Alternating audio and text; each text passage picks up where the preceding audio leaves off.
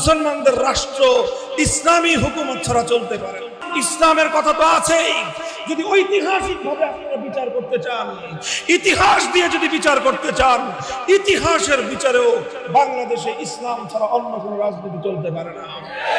দেখেন, কথা এত ঝামেলার দরকার নাই, এত ঝগড়া বিবাদের প্রয়োজন নাই। কথা তো পরিষ্কার, এটা তো ভাগাভাগি হয়েছে। দেশটা তো ভাগাভাগি হয়েছে। কথা বলেন ঠিক না বেঠিক? এক ভাগ পাইছে মুসলমানরা, আরেক ভাগ নিছে হিন্দুরা।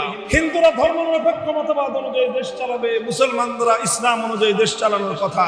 এখন কারো কাছে ইসলাম যদি পছন্দ নাই হয়, তোমার কাছে যদি ধর্ম নিরপেক্ষ মতবাদটা এতই ভালো লাগে, তোমার জন্য তো তোমার নেত্রীর মতো সীমান্ত খোলাই আছে। চলে যাও তোমরা। মুসলমানদের বাংলাদেশে আর কোনদিন ধর্ম নিরপেক্ষতা ফিরে আসবে